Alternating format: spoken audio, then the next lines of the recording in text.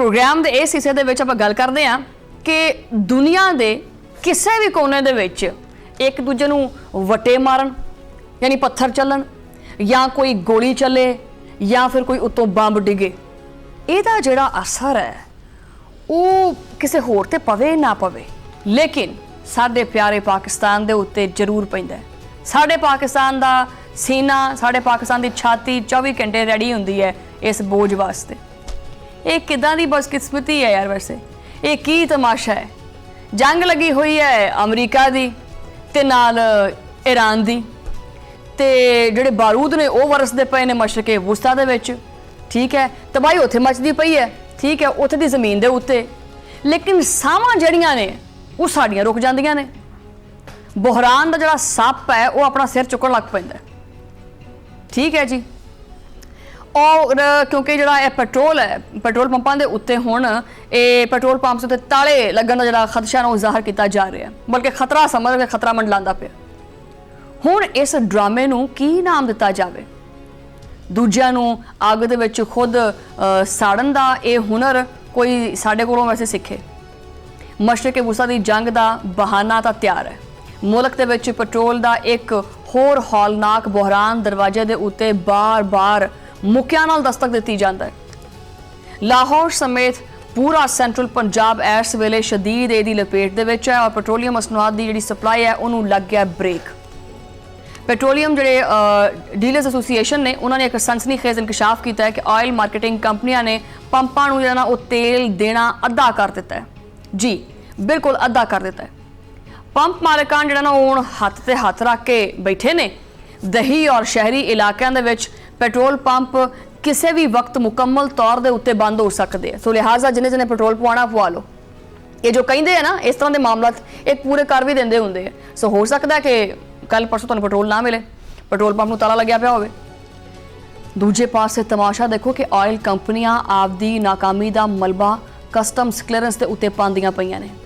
कहते हैं कि जी बंदरगाहों के उत्ते कस्टम्स का अमल ना बड़ा सुस्त जिहा होया पिया ते मामला खराब है उत्थे, ते रोज़ाना की बुनियाद के उत्ते कीमतां बदलन का निज़ाम इस तातुल दे करके एक वड्डी वजह बनता पिया। ये मजाक नहीं लगता? वैसे जदों भी कोई बुहरान आंदा है तो सारे एक दूजे के उत्ते इल्ज़ाम लग पैंदे। नुकसान किंदा हुंदा? सिर्फ और सिर्फ गरीब आवाम का। हर चीज़ का खुमियाजा पता कौन भुगतता है? ये आवाम। जो कि मैं कल भी प्रोग्राम करके बैठी हाँ कि भी ये चक्की पी के तो इन्हों को पूछ लो कि भी आखिर जहाज़ कैसे लिया है, आखिर लिया है। बंदा इन्हों को पूछे कि भी ये चरखा कत के लिया ये जहाज़ है, चरखा कतते रहे तुसी।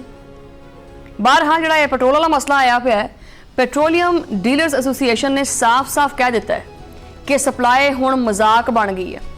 लाहौर शहर दे विच जिहड़ा है ना जिन्नी उनकी मांग हैगी है उहदे मुकाबले दे विच सिर्फ और सिर्फ 50% तेल सप्लाई की वो इजाज़त दी जा रही है, वो उन्हीं की जा रही है सिर्फ। कि लाहौर वर्गे जिहड़ा एक वड्डा शहर है उन्होंने कोई जिहड़ी अद्धी तेल की सप्लाई है वो चला सकती है। सप्लाई दे विच इस कटौती की वजह आलमी मार्केट दे विच खाम तेल का महंगा होना वो दस्सिया जा रहा है। हुण पेट्रोल जिहड़े पंप्स ने वो बंद होने का भी खदशा है और जिहड़े पिंड के इलाके ने उन्होंने 90% जिहड़े पेट्रोल पंप्स ने उन्होंने भी बंद होने का खतरा है।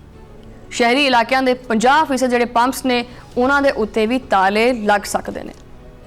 आवाम जिहड़ी वो घंटा घंटा वैसे लैना विच लगेगी, ये वैसे भी चाहती है कि मैं लैना च लगी रवां, इनू कोई मसला नहीं। आवाम नूं आवाम दे प्रोग्राम करना है। वैसे मैं ये जिहड़े ये कहंदे ने ना कि भी हुकूमत नहीं अच्छी है, ये भी नहीं कोई इन्ने खास चंगे है, इन्हां दा भी जिहड़ा ना चट्टा कट्टा तुहानूं खोल के दसांगे। ये चाहती है कि भी असीं लैना च लगीए, यही साडा मुकद्दर है। कि ये तरक्की है वैसे हैं जिहदे गुब्बारे हर पासे उड्डी जा रहे हैं।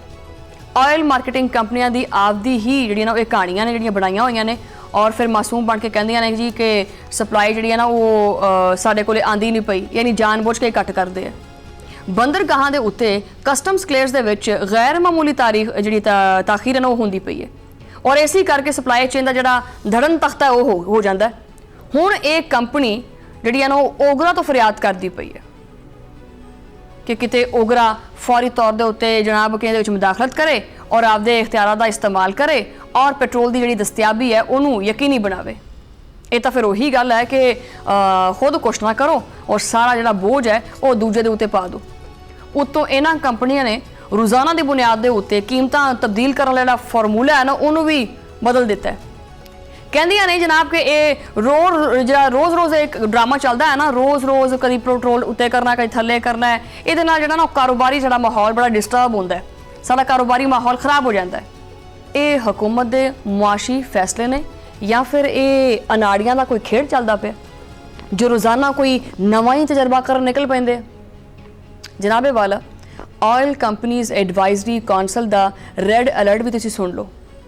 ਉਹਨਾਂ ਨੇ ਹਕੂਮਤ ਨੂੰ ਖਤ ਲਿਖ ਕੇ ਖਤਰੇ ਦੀ ਘੰਟੀ ਭੇਜੀ ਹੈ ਨਾਲ ਖਤ ਦੇ ਕਿ ਹੁਣ ਮੁਲਕ ਦੇ ਵਿੱਚ ਪੈਟਰੋਲ ਦੀ ਮੁਮਕਿਨਾ ਕਿੱਲਤ ਦਾ ਉਹਨਾਂ ਨੇ ਇੰਤਬਾਹ ਜਾਰੀ ਕਰ ਦਿੱਤਾ ਹੈ ਔਰ ਹਕੂਮਤ ਦੇ ਕੋਲੋਂ ਫੌਰੀ ਤੌਰ ਦੇ ਉੱਤੇ ਜਿਹੜਾ ਨਾ ਉਹ ਉਹਨਾਂ ਨੂੰ ਕਿਹਾ ਕਿ ਜੀ ਜੇ ਪੈਰ ਇਹਨਾਂ ਨੂੰ ਫੜ ਲਓ ਤੇ ਮੁਤਾਲਬਾ ਕਰ ਲਓ। ਮੁਲਕ ਦੇ ਵਿੱਚ ਸਿਰਫ ਔਰ ਸਿਰਫ 15 ਦਿਨ ਦੀ ਜ਼ਰੂਰਤ ਦਾ ਪੈਟਰੋਲ ਰਹਿ ਗਿਆ, ਸਿਰਫ 15 ਦਿਨ। ਆਖਿਰ ਉਸ ਤੋਂ ਬਾਅਦ ਫਿਰ ਕੀ ਹੋਣਾ ਹੈ ਕਿ ਮਤਲਬ ਕਿ ਫਿਰ ਇਹ ਸੜਕਾਂ ਸੁਨਸਾਨ ਹੋ ਜਾਣਗੀਆਂ, ਮੁਲਕ ਦਾ ਪਹੀਆ ਜਾਮ ਹੋ ਜਾਏਗਾ। ਅਗਰ 3 ਦਰਾਮਦੀ ਪੈਟਰੋਲ ਕਾਰਗੋ ਜਿਹੜੇ ਹੈਗੇ ਨੇ ਅਗਰ ਵਕਤ ਦੇ ਉੱਤੇ ਨਾ ਪਹੁੰਚੇ ਤਾਂ ਮੁਲਕ ਦੇ ਵਿੱਚ ਫਿਰ ਕੀ ਹਨੇਰਾ ਹੀ ਹਨੇਰਾ ਹੋ ਜਾਏਗਾ। ਉੱਤੋਂ 66 ਅਰਬ 70 ਕਰੋੜ ਰੁਪਏ ਦੀ ਜਿਹੜੀ ਅਦਮ ਅਦਾਇਗੀ ਹੈ ਨਾ ਉਹਦਾ ਵੀ ਰੋਂਦੇ ਪਏ ਹੈ। ਕੰਪਨੀਆਂ ਕਹਿੰਦੀਆਂ ਨੇ ਕਿ ਜੀ ਸਾਡੀ ਜਿਹੜੀ ਮਾਲੀ ਬੁਹਰਾਨ ਦਾ ਜਿਹੜਾ ਅਸੀਂ ਸ਼ਿਕਾਰ ਆ, ਸਾਡੇ ਕੋਲੇ ਪੈਸੇ ਹੀ ਨਹੀਂ ਹੈਗੇ। ਅਗਰ ਪੈਸੇ ਨਹੀਂ ਹੈਗੇ ਤਾਂ ਫਿਰ ਮੁਲਕ ਬੰਦ ਕਰ ਦਿੰਦੇ ਆ। ਫਿਰ ਪਾਕਿਸਤਾਨ ਦੀ ਤੇਲ ਦੀ ਸਨਅਤ ਨੇ ਹਕੂਮਤ ਨੂੰ ਖਰੀਆਂ ਸੁਣਾ ਦਿੱਤੀਆਂ ਨੇ। ਸੂਰਤ ਹਾਲ ਨੂੰ ਗੈਰ ਮਾਮੂਲੀ ਹੱਦ ਤੱਕ ਸੰਗੀਨ ਕਰਾ ਦਿੱਤਾ ਜਾ ਰਿਹਾ ਹੈ ਔਰ ਇਸ ਵੇਲੇ ਮੁਲਕ ਦੇ ਵਿੱਚ ਸਿਰਫ 3,70,000 ਮੈਟ੍ਰਿਕ ਟਨ ਜਿਹੜਾ ਪੈਟਰੋਲ ਹੈ ਨਾ ਉਹਦਾ ਜ਼ਖੀਰਾ ਮੌਜੂਦ ਹੈਗਾ ਜੋ ਕਿ 15 ਦਿਨਾਂ ਦੇ ਵਿੱਚ ਹੀ ਉੱਡ ਜਾਊਗਾ। ਵਫਾਕੀ ਵਜ਼ੀਰ ਤਵਾਨਾਈ ਅਲੀ ਪਰਵੇਜ਼ ਮਲਿਕ ਨੂੰ ਜਿਹੜਾ ਨਾ ਉਹ ਹੰਗਾਮੀ ਤੌਰ ਦੇ ਉੱਤੇ ਖਤ ਲਿਖ ਦਿੱਤਾ ਗਿਆ। ਖਤ ਦੇ ਵਿੱਚ ਕਸਟਮ ਰੁਕਾਵਟਾਂ ਨੂੰ ਸਭ ਤੋਂ ਵੱਡਾ ਦੁਸ਼ਮਣ ਕਰਾਰ ਦਿੱਤਾ ਹੈ। ਆਖਿਆ ਕਿ ਜੀ ਇਹ ਕਸਟਮ ਜਿਹੜਾ ਨਾ ਸਭ ਤੋਂ ਵੱਡਾ ਵਿਲਨ ਹੈ। ਮੁਕਾਮੀ ਸਤ੍ਹਾ ਦੇ ਉੱਤੇ ਜ਼ਖੀਰਾ ਖਤਮ ਹੁੰਦਾ ਪਿਆ। ਕਸਟਮ ਕਲੀਅਰੈਂਸ ਨਾ ਹੋਣ ਦੇ ਕਰਕੇ ਦਰਾਮਦੀ ਪੈਟਰੋਲ ਮਾਰਕੀਟ ਤੱਕ ਪਹੁੰਚਦਾ ਹੀ ਨਹੀਂ ਹੈਗਾ। ਅੰਦਰੂਨ ਔਰ ਬਲਾਈ ਇਲਾਕਿਆਂ ਦੇ ਵਿੱਚ ਤਾਂ ਜਿਹੜਾ ਪੈਟਰੋਲ ਹੈ ਉਹ ਨਾਯਾਬ ਹੋਣ ਦਾ ਖਦਸ਼ਾ ਵੀ ਹੈਗਾ। ਕੰਪਨੀਆਂ ਕਹਿੰਦੀਆਂ ਨੇ ਕਿ ਸਾਡੇ ਵਾਜਬਾਤ ਅਦਾ ਕਰੋ, ਦਰਾਮਦੀ ਪੈਟਰੋਲ ਦੀਆਂ ਰੁਕਾਵਟਾਂ ਦੂਰ ਕਰੋ। ਔਰ ਇੱਕ ਹੋਰ ਸਨਸਨੀਖੇਜ਼ ਇਨਕਸ਼ਾਫ ਇਹ ਵੀ ਹੈਗਾ ਕਿ ਪਾਕਿਸਤਾਨ ਸਟੇਟ ਆਇਲ ਨੂੰ ਜੂਨ 2026 ਦੇ ਵਿੱਚ ਮਜ਼ੀਦ ਪੈਟਰੋਲੀਅਮ ਮਸਨੂਆਤ ਦਰਾਮਦ ਕਰਨ ਦੀ ਇਜਾਜ਼ਤ ਨਹੀਂ ਮਿਲੀ, ਜਿਹਦੇ ਕਰਕੇ ਜਿਹੜੇ ਇਹ ਜ਼ਖਾਇਰ ਸੀ ਇਹ ਮਜ਼ੀਦ ਸੁਕੜ ਗਏ ਨੇ। ਕੀ ਇਹ ਕੋਈ ਮਨਸੂਬਾਬੰਦੀ ਹੈ? ਇਹ ਮਤਲਬ ਕਿ ਇਹਦੇ ਉੱਤੇ ਕੋਈ ਅਕਲ ਠਿਕਾਣੇ ਨਹੀਂ ਆਉਂਦੀ, ਇਹਦੇ ਉੱਤੇ ਕੋਈ ਸੋਚ ਵਿਚਾਰ ਨਹੀਂ ਹੁੰਦਾ। ਸਾਰੇ ਜਿਹੜੇ ਨੇ ਉਹ ਬਸ ख्वाब खरगोश ਦੇ ਵਿੱਚ ਸੌਂਦੇ ਪਏ ਆ। ਆਇਲ ਕੰਪਨੀਜ਼ ਐਡਵਾਈਜ਼ਰੀ ਕੌਂਸਲ ਨੇ ਵਜ਼ੀਰ ਪੈਟਰੋਲੀਅਮ ਨੂੰ 2 ਟੋਕ ਕਹਿ ਦਿੱਤਾ ਹੈ ਕਿ ਅਗਰ 66 ਅਰਬ 70 ਕਰੋੜ ਰੁਪਏ ਦੇ ਜਿਹੜਾ ਉਹ PDC ਜਿਹੜੀ ਕਲੇਮਸ ਨੇ ਉਹ ਫੌਰੀ ਤੌਰ ਦੇ ਉੱਤੇ ਅਦਾ ਨਾ ਕੀਤੇ ਗਏ ਤਾਂ ਤੇਲ ਦੀ ਸਪਲਾਈ ਦਾ ਜਿਹੜਾ ਹੈ ਨਾ ਫਿਰ ਅੱਲਾ ਹੀ ਹਾਫਿਜ਼ ਹੋਣਾ। ਦੂਜੇ ਪਾਸੇ ਪੈਟਰੋਲੀਅਮ ਡੀਲਰਸ ਐਸੋਸੀਏਸ਼ਨ ਸਿੰਧ ਨੇ ਦਾਅਵਾ ਕੀਤਾ ਹੈ ਕਿ ਅਮਰੀਕਾ ਈਰਾਨ ਜੰਗ ਦੇ ਬਹਾਨੇ ਆਇਲ ਕੰਪਨੀਜ਼ ਨੇ ਸਪਲਾਈ ਨੂੰ ਜਾਣ ਕੇ ਮਹਿਦੂਦ ਕਰ ਦਿੱਤਾ ਹੈ। ਪੰਪਸ ਦੇ ਉੱਤੇ ਕੋਟਾ ਸਿਸਟਮ ਨਾਫਜ਼ ਕਰ ਦਿੱਤਾ ਗਿਆ, ਯਾਨੀ ਹੁਣ ਪੈਟਰੋਲ ਜਿਹੜਾ ਨਾ ਉਹ ਜਿਵੇਂ ਭੀਖ ਨਹੀਂ ਲੋਕੀ ਮੰਗਦੇ ਹੈਗੇ ਉਸ ਤਰ੍ਹਾਂ ਮੰਗਿਆ ਜਾਵੇਗਾ। ਪਾਕਿਸਤਾਨ ਪੈਟਰੋਲੀਅਮ ਡੀਲਰਸ ਐਸੋਸੀਏਸ਼ਨ ਦੇ ਵਾਈਸ ਚੇਅਰਮੈਨ ਨੇ ਵੀ ਖਬਰਦਾਰ ਕਰ ਦਿੱਤਾ ਹੈ ਕਿ ਮੁਲਕ ਭਰ ਦੇ ਵਿੱਚ ਪੈਟਰੋਲ ਦੀ ਹੌਲਨਾਕ ਜਿਹੜੀ ਕਿੱਲਤ ਹੈ ਉਹ ਸਿਰ ਚੁੱਕਦੀ ਪਈ ਹੈ। ਹੁਣ ਸਵਾਲ ਇੱਥੇ ਇਹ ਪੈਦਾ ਹੁੰਦਾ ਹੈ ਕਿ ਕੀ ਇਸ ਮੁਲਕ ਦਾ ਨਿਜ਼ਾਮ ਇੱਦਾਂ ਹੀ ਚੱਲਦਾ ਰਹੇਗਾ? ਕਿ ਆਲਮੀ ਬੁਹਰਾਨ ਜਿਹੜਾ ਹੈ ਉਹ ਮੁਲਕੀ ਜਿਹੜੀ ਮਈਸ਼ਤ ਹੈਗੀ ਹੈ ਉਹਨੂੰ ਬਚਾ ਸਕੇਗਾ ਕਿ ਨਹੀਂ? ਵਜ਼ੀਰ ਔਰ ਜਿਹੜੇ ਮਸ਼ੀਰ ਨੇ ਇਹ ਛੂਮੰਤਰ ਹੁੰਦੇ ਪਏ ਨੇ, ਇਹ ਕਿੱਥੇ ਗਾਇਬ ਨੇ? ਕੀ 15 ਦਿਨਾਂ ਤੋਂ ਬਾਅਦ ਪੂਰਾ ਮੁਲਕ ਜਾਮ ਹੋ ਜਾਏਗਾ? ਆਵਾਮ ਕਦੋਂ ਤੱਕ ਜਿਹੜੀ ਇਹ ਨਾਅਹਿਲੀ ਹੈਗੀ ਹੈ ਇਹਦੀ ਕੀਮਤ ਭੁਗਤੇਗੀ? ਇਹ ਫੈਸਲਾ ਤਾਂ ਵਕਤ ਹੀ ਕਰੇਗਾ।